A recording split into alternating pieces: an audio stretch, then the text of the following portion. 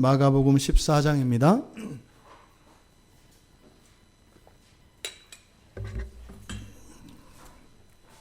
마가복음 14장 43절에서 50절까지입니다.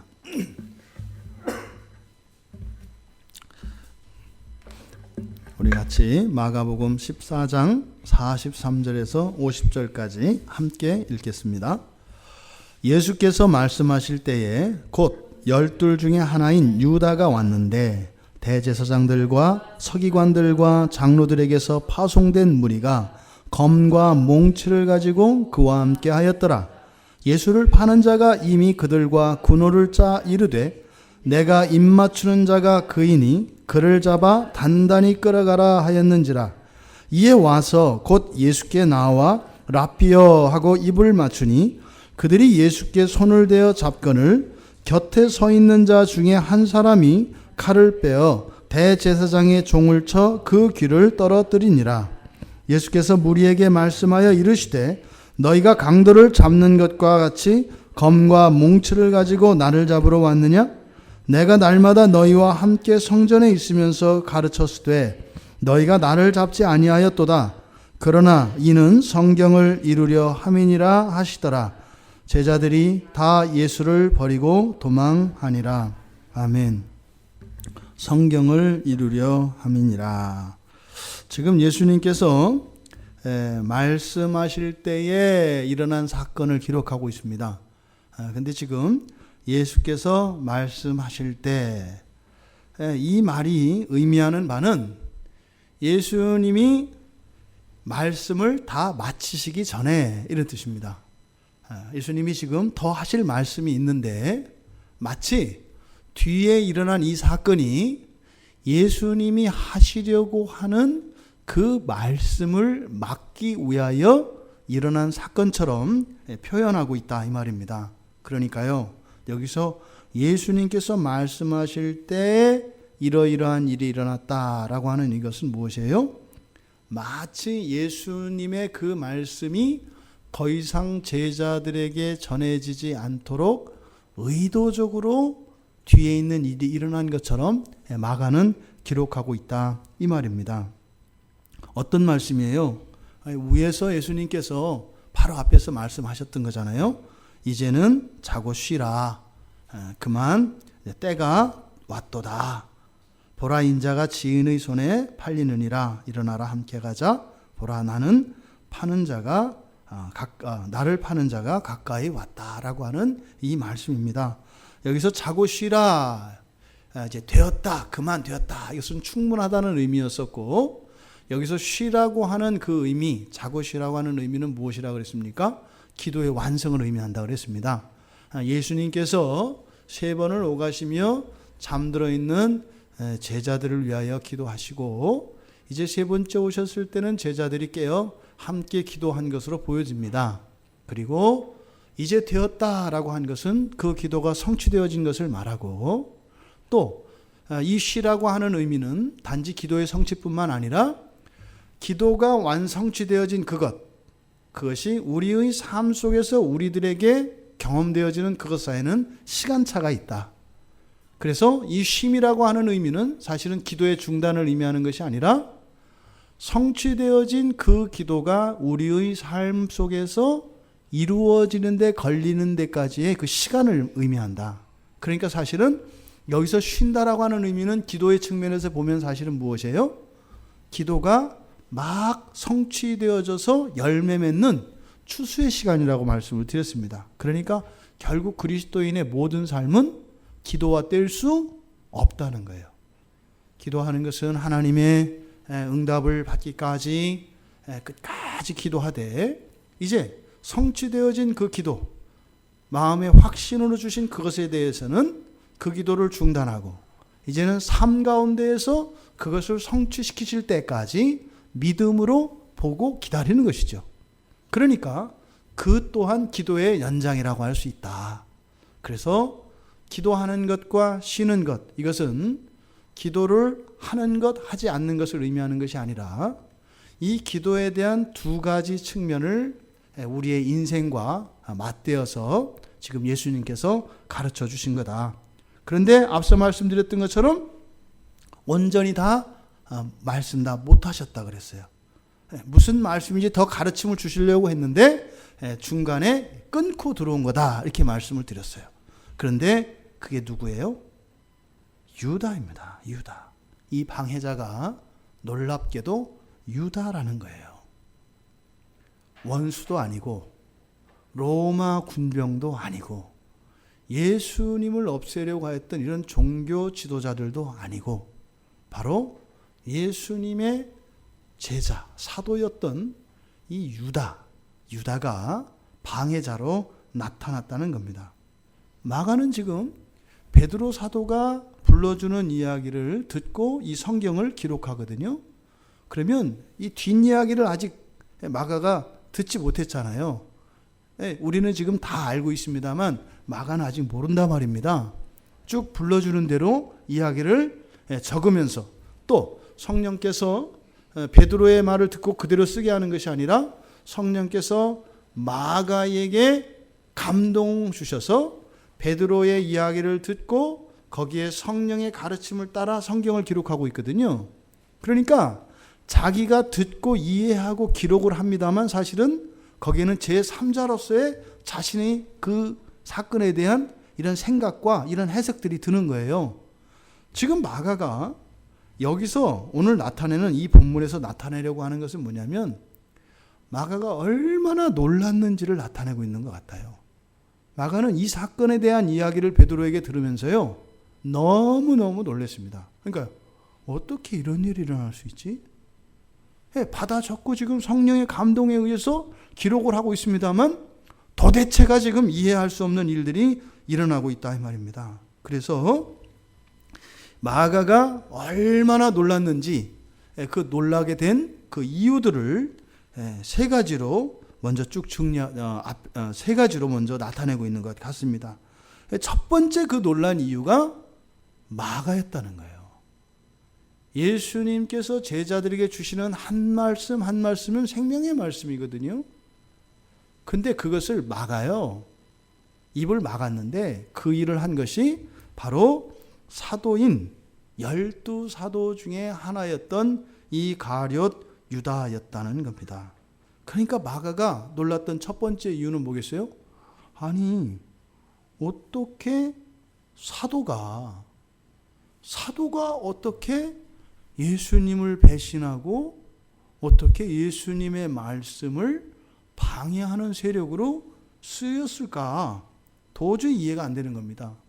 또 두 번째로는 이 마가의 놀람이 이 유다 때문에 놀랐는데 첫째는 유다가 사도라고 하는 직분을 가진 사람이기 때문에 놀랐고 또 하나는 유다라고 하는 사람의 성품과 신앙 또 그의 그동안의 행적이나 이런 것들을 보았을 때 마가가 생각했던 유다와는 너무나 다른 모습이었기 때문에 또한 놀랐을 수 있습니다.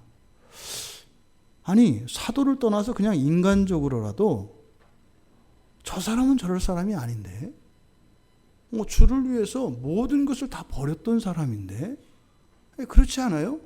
주를 위해서 모든 것을 다 버렸던 사람이 그 주를 내다 판다니요.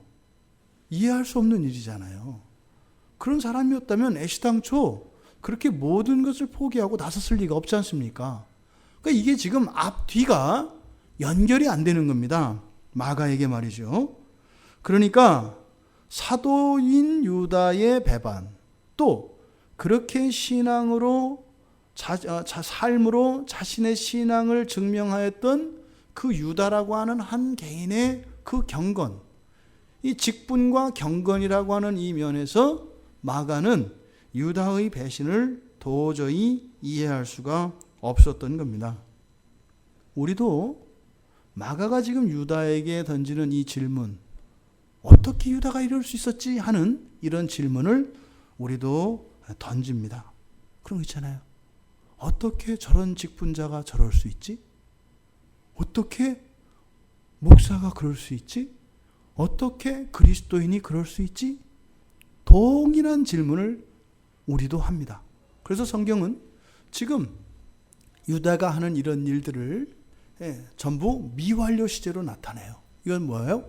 이미 과거에 시작됐는데 그 일은 계속되고 있다는 거예요. 그러니까 유다 짓도 계속되고요. 마가처럼 놀라는 일도 계속되는 거예요.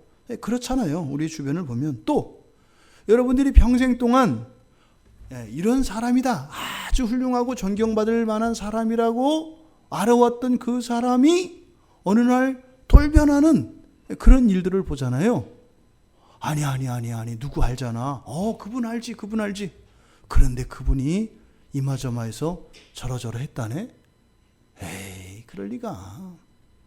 다른 사람은 몰라도 잘못 들었겠지. 그럴 리가 없지. 그런데 나중에 그것이 사실로 밝혀졌을 때 세상은 도대체 믿을 사람이 없어. 이러면 안 된다는 거예요. 지금 이 마가의 놀람은 바로 직분과 한 사람의 신앙과 경건이 그 사람을 신앙 안에 있게 하거나 그 사람을 하나님 말씀 안에 있게 하는 것이 아니라 하나님의 은혜가 아니고서는 절대로 그런 일이 일어날 수 없다고 하는 사실을 우리들에게 가르쳐 줍니다. 설마 하는 그런 일이 일어나요. 그리고 절대로 일어날 수 없는 일이 일어납니다. 그게 이 세상의 법칙입니다.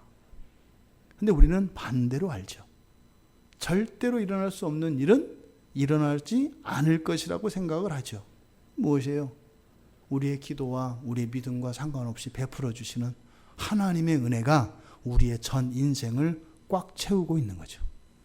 예수를 믿든 안 믿든 하나님을 예배하든 안 하든 우리가 흔히 상식이라고 생각하는 이 모든 것들은 하나님의 특별한 은혜에 의해서 주어지는 것이라는 것을 우리가 기억해야 합니다.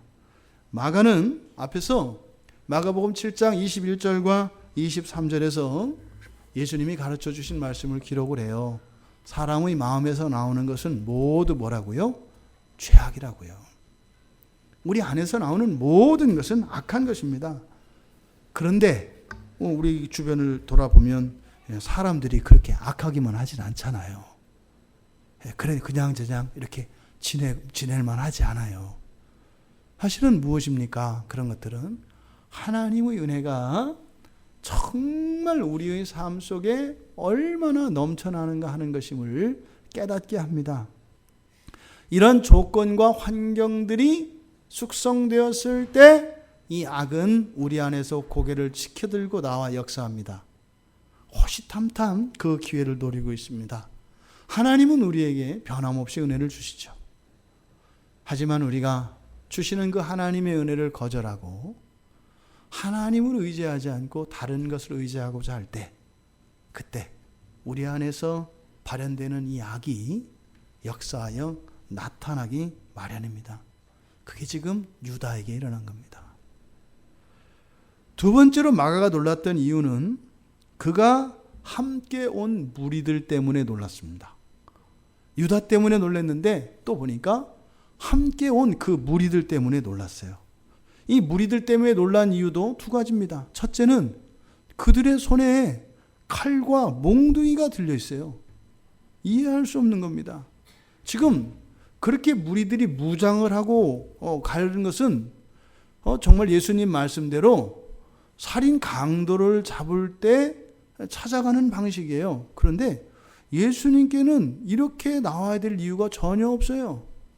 예수님은 폭력을 한 번도 사용하신 적이 없고 오히려 마태복음에서는 예수님께서 이 장면에서 칼을 가진 자는 칼로 망한다라고 하는 말씀을 통해서 베드로에게 교훈을 주시거든요. 그러니까 예수님은 평화를 통해서 무력을 이기는 그런 진리를 우리에게 가르쳐 주시거든요. 그러니까 이 칼과 몽둥이는 어떤 거예요? 그냥 맨몸으로는 감당할 수 없는 그 상대를 제압하기 위해서 사용하는 무기예요. 아니면 내 안에 타오르는 이런 복수심과 적개심이 그냥 그렇게 맨몸으로 해서는 이게 마음에 차지 않는 거예요. 그래서 더 심한 공격을, 그런 충격과 고통을 주기 위해서 사용하는 게 칼과 몽둥이입니다. 근데 예수님은 그럴 이유가 전혀 없어요. 예수님 누구에게 그렇게 원한 살 일을 한 일이 없어요. 오히려 감사받으면 감사받으셔야 될 주님이시지 누구에게 이렇게 원한 살 일도 없고요. 또 예수님이 그렇게 폭력적으로 누군가를 그렇게 다스린 적이 없기 때문에 무기가 전혀 필요 없는 상황이에요. 그러니까 사실은 마가가 볼 때 이들이 이렇게 칼과 몽둥이를 들고 있는 이 사건, 이거는 이해할 수가 없는 거예요. 저걸 왜 들고 있을까? 이해가 안 되는 거예요. 아니, 잡는다 할지라도, 예수님을 잡아간다 할지라도 그거 없어도 충분하단 말이에요. 그냥 가자고 하면 가실 거거든요. 그런데 그러고 왔단 말이죠. 또 그 무리들이 그렇게 무장만 하고 온 것이 아니라 그들이 누가 보낸 사람들인지에 대해서 마가는 기록하면서 그것 때문에 또 놀랍니다. 거기에 쭉 열거합니다. 그 무리들이 누가 보냈대요? 대제사장들과 서기관들과 장로들이 보낸 사람들이라는 거예요. 이게 무슨 의미일까요? 우리나라를 일본 사람들이 폄하할 때 이 조선이라는 나라는 우리가 정복해서 다스려야 한다. 왜냐하면 이 나라는 역사 속에서 하도 그 파당이 많고 이 당파 싸움 때문에 이 나라는 망할 수밖에 없다. 그래서 우리가 잘 가르치고 교화시켜서 그래야 사람 노릇하고 살 수 있다. 그래서 일본 사람들은 우리나라의 주권을 찬탈한 게 아니라 우리나라의 구세주라고 생각해요. 지금도 일본 사람들은 그렇게 생각해요. 그럼 어떻게 되겠어요? 우리를 배은망덕한 나라예요. 이 나라에 철도 깔아주고 이 나라의 법과 정치 또 이런 지도자들을 다 만들어준 게 일본인데 거기에 대해서 감사하기는 고사하고 끝까지 구해줬더니 물에 빠진 사람 구해줬더니 보따리 내놓으라고 뭐 보상금 내놓으라고 하고 또 일본 땅을 또 지네 땅이라고 우기고 이렇게 일본 땅이라고 독도를 말하는 거예요. 그 사람들은 그렇게 생각한단 말이에요. 그러니까 일본 사람들이 보기에 이 조선 사람들은 도대체가 되먹지 않은 나라 이렇게 보는 겁니다. 우리 편에서는 일본 사람이 아니라 일본 놈이라고 얘기하지만 저쪽에서 우리를 생각할 땐 그렇다 이 말이에요. 근데 그 일본 사람들이 우리나라를 그렇게 구원해줬다라고 생각했던 가장 근본적인 이유가 당파 싸움이었어요. 당파 싸움.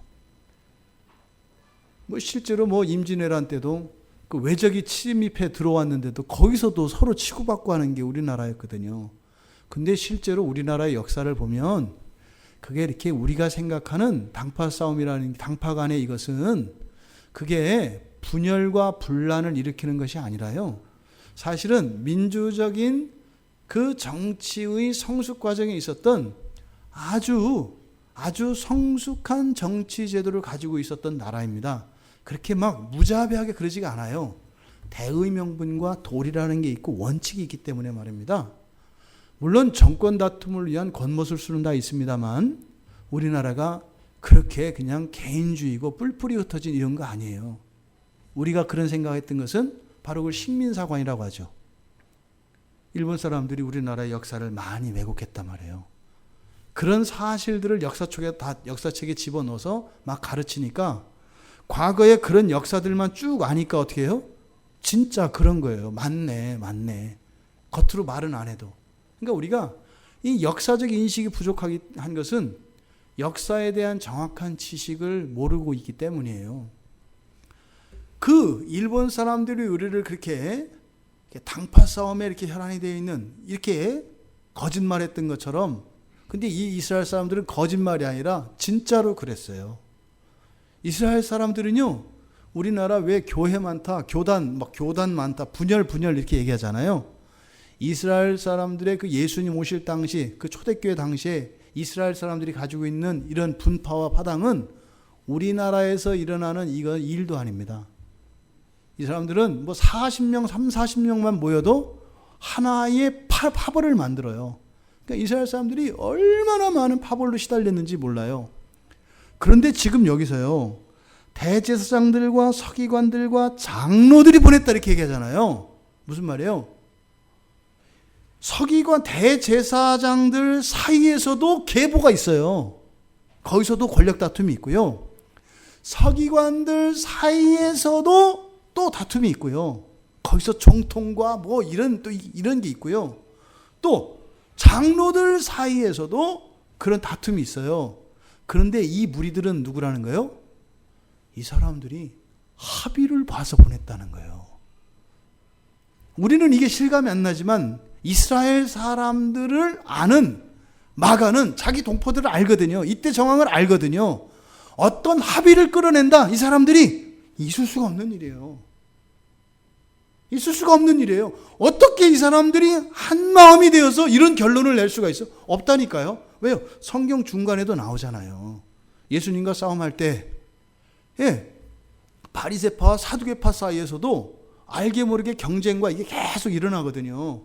근데 마가가 깜짝 놀라는 거예요. 아니, 이 사람들이 어떻게 한 마음 한 뜻이 돼서 이렇게 합의를 끌어서 이 무리들을 보냈지? 더더군다나 예수님을 잡아가는 상황 아니에요? 사실은 이거는 누구의 허락을 받은 거예요? 로마 총독의 허락을 받은 거예요. 그러면 지금 이스라엘의 모든 지도자들, 그 사내들인 공회원과 또 로마의 총독과 이 모든 것이 대동단결하여 한 마음이 된 것, 이게 마가에게는 너무나 놀랍다는 겁니다. 오늘날에도 이래요. 반기독교 정신은요, 세대와 사고와 신분과 모든 걸 초월합니다. 반기독교에 대한 깃발을 들면 말입니다, 조금 전에 싸우던 사람들도 거기에 다 모여요. 싫다는 거예요. 없애야 한다는 거예요. 이게 예전이나 지금이나 똑같습니다. 예수는 그냥 싫어요. 이유가 없어요. 그냥 싫은 거예요. 이것이 영적 어둠입니다. 근데 이 어둠은요, 우리들이 감당할 수 있는 게 아니에요. 이 영적 어둠이 밀려오면 말입니다, 누구나 다 오히려 예수를 죽이려고 하는 그 일에 한마음 한뜻이 되는 것이 우리들의 현실이라고 하는 사실을 우리가 기억해야 합니다.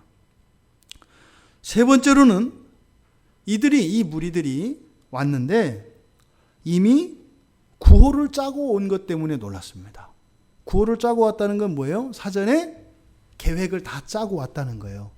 그럼 보세요. 앞에서 이런 대제사장들, 서기관들, 장로들, 더군다나 로마 총독까지 입을 맞추고 한 뜻이 된 것도 놀랐더니 사도까지 또 거기에 한 뜻이 됐대요. 지금 마가가 놀라는 이 일은요, 이게 진짜로 낙타가 바늘귀로 들어가는 것보다 더 어려운 일이에요. 왜? 이 지구를 76년 만에 찾아오는 별이 있어요. 그 혜성이. 헨리의 성이라고. 그죠? 이게 76년에 한 번씩 오는 거거든요. 이게 사실은 우리는 그게 당연히 76년마다 올 거라고 생각하지만 올 수 있는 확률보다 오지 못할 확률이 비할 수 없을 정도로 커요. 76년 동안 그 하늘 우주를 돌다가 무슨 운석 부딪히면 궤도가 바뀌는 거거든요. 그러니까 그것보다 사실은 이게 더 어려워요. 가장 희박한 확률이 뭘까? 이 세상에서. 이 세상에서 가장 희박한 확률이 뭘까? 그래서 이렇게 찾아봤더니 그 지구에 있는, 이 태양계에 있는 수금지와 목토, 천해, 명. 사실 이제 명왕성은 10년 전에 사라졌거든요. 근데 어쨌든 지금 이제 빛은 오고 있으니까 그냥 있다고 치죠. 그러면 이 9개의 별이 나란히 서는 거, 이게 그 확률을 따지니까요, 어떻더라? 10억 경년이래요. 무슨 말인지 몰라요. 그러니까 경이라고 하는 숫자는 사실 아직 우리들에게는 이게 경험되지 않는 거예요. 요즘은 조까지는 쓰잖아요. 조란 얘기는 많이 듣잖아요. 그렇죠? 누구 재산이 조라더라. 또 어디 나라 예산이 몇백조 뭐라고 하더라. 근데 그것을 뛰어넘는 경이래요. 경도 어떻게 해요? 10억 경년에 한 번 이루어질까 말까래요.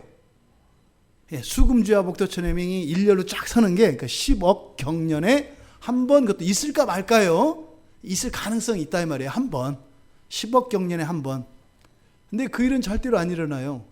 왜냐하면 태양이 수명이 그렇게 안 됩니다. 태양 수명이 한 100억 년 정도밖에 안 되기 때문에 그 전에 태양계가 없어져 버리기 때문에 안 돼요.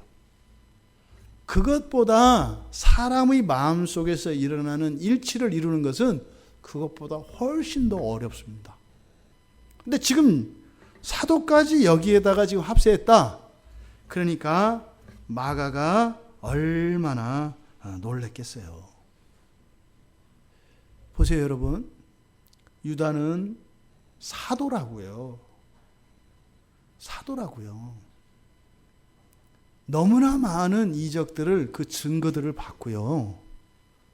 또 하나님에게, 예수님께 직접 사랑과 보살핌을 받았던 사람이에요. 근데 이 사람이 정말 일어날 수 없는 그 일에 합의하는 그런 사람이 되어버렸어요. 그러니까 가룟 유다가 하여튼 인간이 저래, 이럴 것이 아니라 이 사건을 통해서 우리가 늘 깨어 있어야 한다는 사실을 우리는 교훈으로 받아야 하는 겁니다. 그러니까 유다는 그런 인간이었다, 이게 아니에요. 유다 같은 사람도 그렇게 될 수 있다면 나 같은 거 넘어지는 거는 일도 아니다. 이 세상에 뭐 어떤 악랄한 뭐 범죄자가 있다고 하는데 내가 그렇게 안 하는 게 참 용하고 지금까지 그렇게 살아온 게 기적이구나. 이것을 우리가 이 유다의 배반 사건을 통해서 우리가 교훈 삼아야 한다, 이 말입니다. 그러니까 우리가요, 살면서 하나님 말씀을 따라 살고 하나님 안에 거해야 하는 이유가 여기에 있습니다. 왜요? 하나님 말씀 안에 거하고 하나님과 함께 있으면요, 최소한 이런 악한 일에 쓰임받거나 그렇게 연루될 일이 없다. 그래서 예수님이 기도를 가르쳐 주시면서 뭐라고 했어요? 시험에 들지 않도록 기도해라. 시험에 걸렸다 하면 어떻게 된다? 가차없다. 다만 악에서 구하여 주시도록 기도해라. 가룟 유다는요, 시험에 들었고 악에 빠졌습니다. 그러니까 우리가 단순히 말씀 안에 거하는 것은 잘 되고 하나님께 상을 받는 일뿐만 아니라 그것은 어떻게 한다? 우리를 시험에 들지 않게 하고 악에 빠지지 않도록 구원하는 능력이 있기 때문이다. 근데 그것은 미래의 일이기 때문에 우리에게는 없는 것이지요. 그러니까 그것을 대비할 수 있는 것은 하나님 말씀 안에 거하는 것이다. 이렇게 마가는 세 가지를 들어서 이렇게 놀란 사실을 본문에 기록했습니다. 그런데 말입니다, 내 본문에 있는 내용들을 보면 이렇게 구체적으로 세 가지 이유를 들어서 마가가 놀랐던 사실을 얘기를 하는데 여기서 끝난 게 아니에요. 아, 이랬구나 하고 이렇게 정리를 했단 말이에요. 야, 어떻게 이럴 수가 있어? 하고 그 놀란 사실들을 이야기했는데 이게 끝이 아니에요. 뒤에 있는 내용들을 보면 그리고 나서도 또 계속 놀라는, 이제 뭐 좀 알았다 했더니 또 놀랄 수밖에 없는 상황이 또 일어나게 됩니다. 그래서 위에서 이야기했던 그 세 가지 이유들을 쭉 거론했음에도 불구하고 또 뒤에 이제 예수님께서 주시는 그 말씀들을 통하여 마가는 계속해서 놀라고 있는 것을 보게 됩니다. 지금 가룟 유다가 왔을 때 이제 가룟 유다를 43절에서는 열둘 중에 하나라고 소개했는데 44절에 보면 이 유다가 이제는 더 이상 열둘 중에 하나가 아니라 누가 됐어요? 예수를 파는 자가 되었습니다. 예수를 파는 자. 생각해 보십시오. 사도였던 유다가 이제는 예수를 판 자가 되었다, 이 말입니다. 이게 말도 안 되는 사건이지요. 그리고 이 예수를 판 자가 예수님을 파는 방식이 아주 더럽고 잔인하고 아주 악랄합니다. 그 군호를 짰는데 약속을 했잖아요. 계획을 세웠잖아요. 그런데 이 예수를 파는 자가 예수를 팔아넘기는 방식, 그 신호가 무엇이었습니까? 입을 맞추는 거예요. 마치 내 입술에 독약을 바르고 상대편에게 사랑을 고백하며 입을 맞춘 뒤에 얼른 와서 해독제를 먹고 자기 입술을 닦아내는 사람과 같아요. 이 입맞춤의 표시는 친밀감, 사랑, 존경의 표시입니다. 그런데 어떻게 그것을 예수님을 찍어내는 신호로 삼았을까요? 유다에게는 주님에 대한 사랑에 대한, 주님의 사랑에 대한 기억이 있어요. 그러니까요, 주님 앞에 가서 입 맞추는 것이 유다에게는 자연스러운 것이고 당연한 겁니다. 그런데 그게 하나님께, 예수님께 감사와 사랑의 고백이 아니라 그것을 예수님을 팔아버리는 신호로 사용했다는 겁니다. 이게 어떻게 입맞춤이 예수님을 파는 예수님을 고발하는 그 표시로 사용될까요? 이 유다의 이 고백, 이 명령형으로 되어 있는 이 고백이 더 무섭습니다. 그 무리들에게 입 맞추어서 예수님이 누군지 가르쳐 줄 거라고 이야기합니다. 그리고 나서 입 맞추는 자가 그이니 한 다음에 그를 잡아 단단히 끌어가라. 그러니까 그를 단단히 잡아라. 그리고 끌어가라. 이렇게 한 거예요. 단단히 잡아라. 이 말이 뭐예요? 꼼짝 못하게 해라. 그리고 도중에 놓치지 않도록 해라.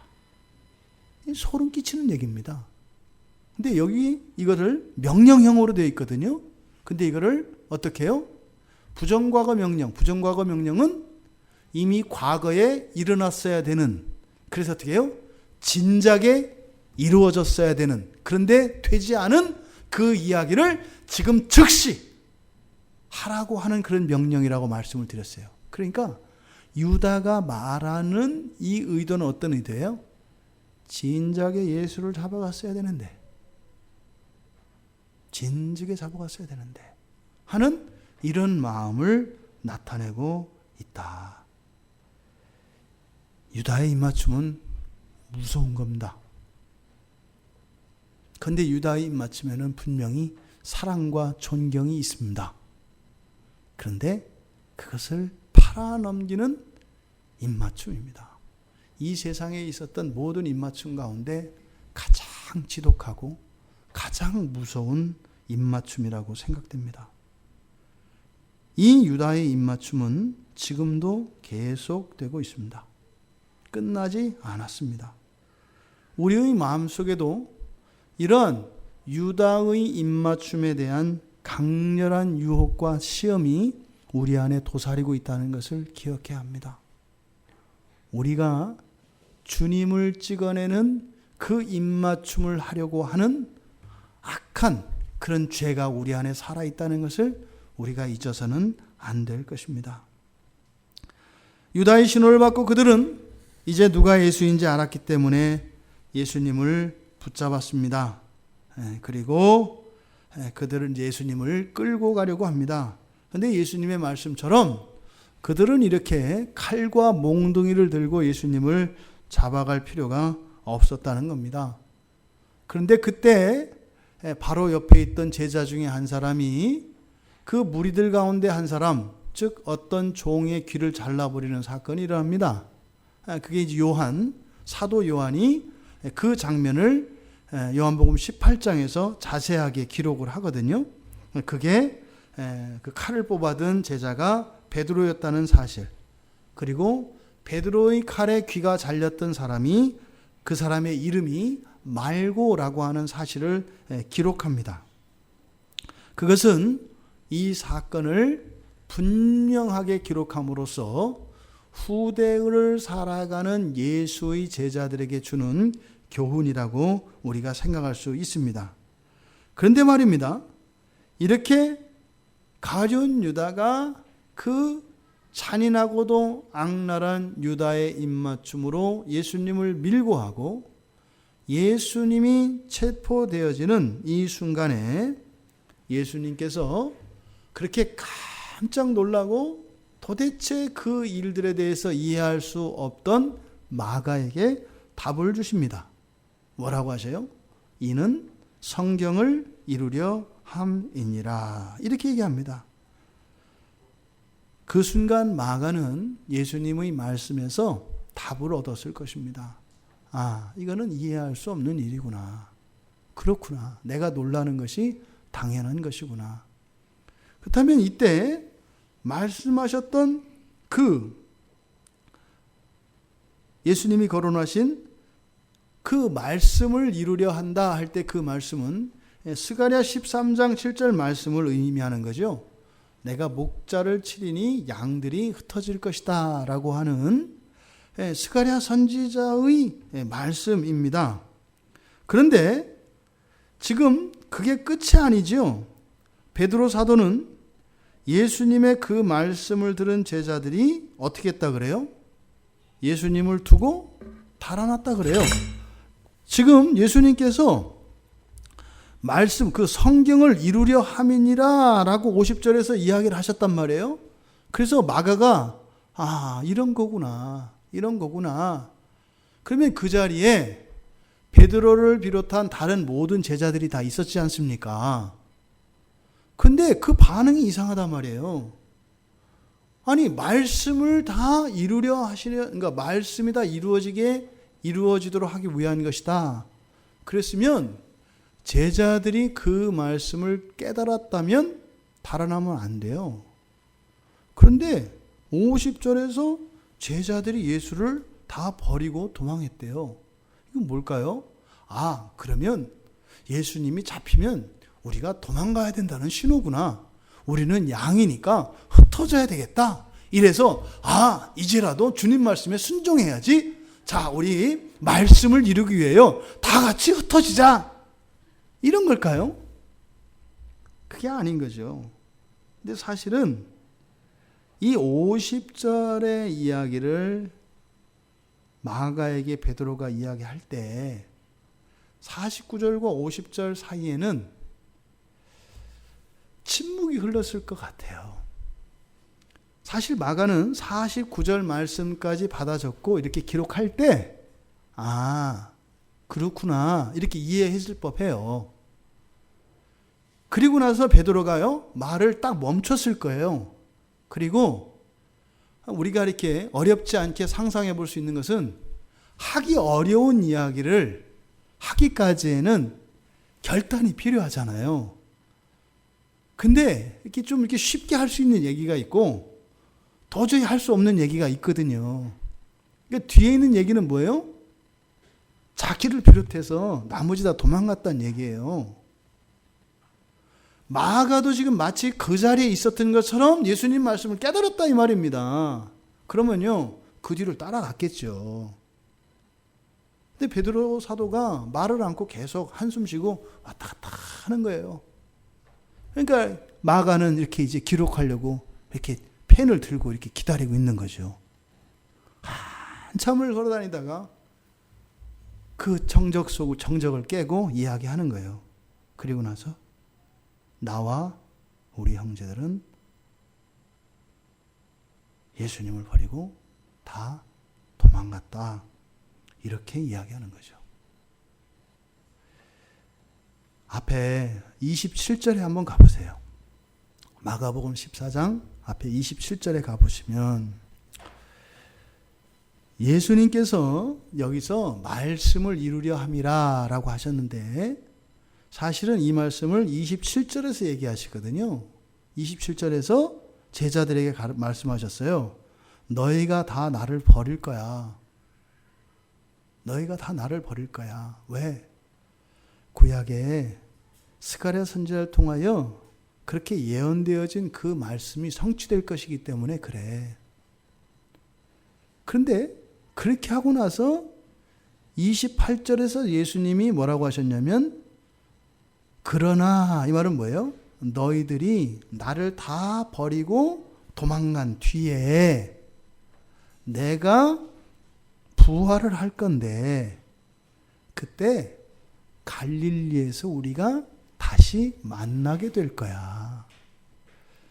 지금 28절 이후에 그 뒤에 뭐 베드로가 어떻게 해요? 다른 애들은 그래도 저는 안 그래요, 예수님. 저 아시잖아요. 제가 죽으면 죽었지 안 그래요. 이랬잖아요. 근데 지금 베드로가 했던 그 이야기, 그것을 예수님이 뭐라 그랬어요? 너는 뭐 죽는 건 관두고 닭이 우는 거 봐도 더 많이 나를 부인하게 될 거야. 이랬거든요. 그런데 그때까지도 그게 무슨 말씀인지 못 받아들였어요. 심지어 어떻게 해요? 직접 그렇게 예수님 말씀대로 그렇게 부인하고 난 뒤에도 계속 못 깨닫는 거예요. 지금 예수님이 49절까지 말씀과 50절까지의 말씀을 지금 주실 때, 지금 베드로가 느끼고 있는 것은 뭐예요? 그러니까 지금 마가가 느끼고 있는 것은 뭐예요? 말씀을 이룬다고 하는 의미가 두 가지 의미로 받아들이는 거예요. 첫째, 말씀을 이루려 함이라 할 때 이 말씀은 첫 번째로는 스가랴 13장에서 했던 그 말씀이고, 두 번째로는 27절에서 하신 예수님의 말씀의 성취를 이야기하는 거예요. 바로 앞에서 예수님이 너희들이 날 버릴 거라고 얘기를 했거든요. 그런데 뒤이어서 뭐라고 그랬어요? 베드로가 아니라고 그랬단 말이에요. 제자들도 아니라고 했단 말이에요. 그런데 베드로가 마가한테 얘기하는 거죠. 기가 막힌 것은 우리가 정신이 나갔었다. 그 즉시 예수님 말씀만 생각했더라도 우리가 예수님을 버리고 도망가지 않았을 텐데, 너무나 어이없게 나하고 다른 형제들이 주님을 버리고 도망갔단다. 이렇게 베드로가 이야기를 하고 있는 겁니다. 그러니까 사실상 주님의 이 가르침은 마가에게만 주신 것이 아니라 유다와 무리들에게도 지금 그들이 왜 칼과 몽둥이를 들고 와서 예수님에게 이렇게 말도 안 되는 행동을 하고 있는지 그 이유를 가르쳐 주시는 것이고, 또 그 자리에 있던 베드로와 사도들에게도 그 가르침을 주신 것이었는데, 사실은 아무도 그것을 깨닫는 사람이 없었다는 겁니다. 마가복음이 끝날 때까지요, 이 말씀을 못 깨달아요. 마가복음의 끝은 예수님의 꾸지람으로 끝납니다. 믿지 않는 제자들에 대해서 꾸지시는 장면이 나와요, 끝에. 그러니까요, 사실은 마가복음 14장 27절의 말씀과 28절의 말씀, 요 한 절을 뛰어넘지 못하고 있는 제자들인 것을 보게 돼요. 실제로 예수님이 죽으시고 부활하셔서 갈릴리에서 제자를 만나잖아요. 그런데 그때도 못 깨닫고 못 믿어요. 부활하시고 다시 만나셨는데도, 그런데도 제자들은 못 깨닫고 못 믿어요. 그래서 어떻게 하세요? 기다리라고 하세요. 기다리라고. 성령이 임하시고 나서야 비로소 그들은 어떻게 해요? 이제는 정말로 죽기까지 그 예수님을 따르는 제자들이 될 수 있었던 것입니다.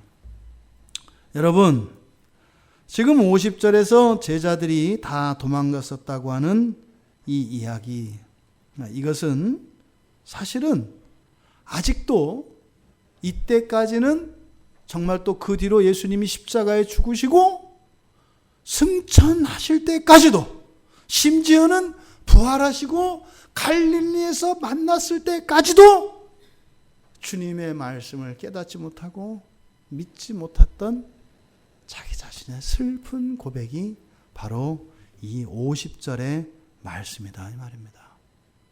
그때 우리가 다 도망갔었다. 여러분, 이 말씀을 왜 베드로가 이 어려운 고백을 왜 해서 성경에 기록했을까요? 우리들 가운데 어느 누구도 여기에서 자유롭지 않기 때문입니다. 자신이 했던 실수를 반복하지 않기를 바라는 거예요. 왜요? 잘못이니까 그랬을까요? 아니요. 우리가 그러잖아요. 하나님 앞에 불순종하고 죄를 짓고 날 때 회개할 때 겪는 아픔이 있잖아요. 쓰라림이 있고 그게 있잖아요. 그것을 겪지 않도록 하려는 거죠. 왜요? 28절에서 예수님께서 말씀하셨던 것처럼 너희들은 끝까지 나를 배신하고 도망갈 거고 내 말을 알아듣지도 못하고 믿지도 않을 거다. 그런데 어떻게 하신다는 거예요? 나는 그래도 너희들 포기 못해. 너희들이 100번을 배반하면 101번을 쫓아가서 너희들의 마음을 돌이킬 것이고 1000번을 나를 팔면 1001번까지 내가 팔려서 너희들이 참된 믿음에 이르게 할 거야 라는 말씀이 28절 말씀이었던 거예요. 그러니까 사실은 이 이후에 일어나는 모든 일들은 27절과 28절 사이, 그러니까 예수님의 28절의 말씀을 이루기 위하여 일어난 사건들이라는 것을 베드로가 이야기하는 겁니다. 이 말씀을 통해서 우리는 시험을 조심해야 할 것입니다. 악에 빠지지 않도록 조심해야 할 것입니다. 두 번째로는 베드로가 이렇게 부끄러운 고백을 할 수 있었던 것은 무엇이에요? 회복을 경험했기 때문입니다. 제자들의 이 배반 사건을 통해서 구원을 절대적으로 믿으라는 것입니다. 우리들에게 그 구원의 이유가 전혀 있지 않다. 그것은 오직 하나님의 신실하심에만 있다라고 하는 것을 베드로는 이 부끄러운 고백을 통해서 사실은 이러했는데 주님이 나를 구원하셨다. 옛날에는 이랬었는데 이제는 내가 주를 위하여 기꺼이 나의 모든 것을 내어줄 수 있는 사람이 되었다. 어떻게 된지 모르겠다. 성령께서 하신 것이다. 이 고백인 것이죠. 그래서 구원의 확신 안에 거하시기를 바랍니다. 또한 의심을 버리시기 바랍니다. 우리의 마음에서 요동치는 없는 것 같은 믿음, 또 환경에 의해서 너무나 쉽게 무너져 내리는 우리들의 마음, 또 우리가 열심히 애를 쓰고 하나님 말씀을 따라 살아도 되는 일이 없는 것 같은 그 상황 속에서도 의심하지 말라는 겁니다. 이 제자들이 예수님을 버리고 간 이 사건은 사실은 우리 베드로 사도의 귀한 간증을 담고 있는 것입니다. 우리들에게 뭐 이만한 간증거리가 없나요? 네, 있죠. 그런데 그러한 간증을 하는 것은 그것을 우리가 자랑하고자 함이 아니라 나의 악함을 통하여 하나님의 선하심의 크심을 더 증거하기 위한 것이죠. 여러분, 베드로의 씁쓸한 이 간증, 오직 하나님의 영광을 드러내기 위하여 하였던 이 간증이 우리들의 삶 속에 참다운 유익이 되기를 바랍니다. 그래서 주님을 버리는 배반의 사건 이후에 회개의 과정을 통해서 용서를 경험하고 하는 고백이 아니라 이런 회개는 하지 않을 수 있는, 그래서 말씀 안에서 잔잔한 마디가 없는 그런 신앙으로 살아가기를 소원하며 그 은혜를 구하며 그렇게 승리하시는 우리 모두가 되기를 주님의 이름으로 축원합니다.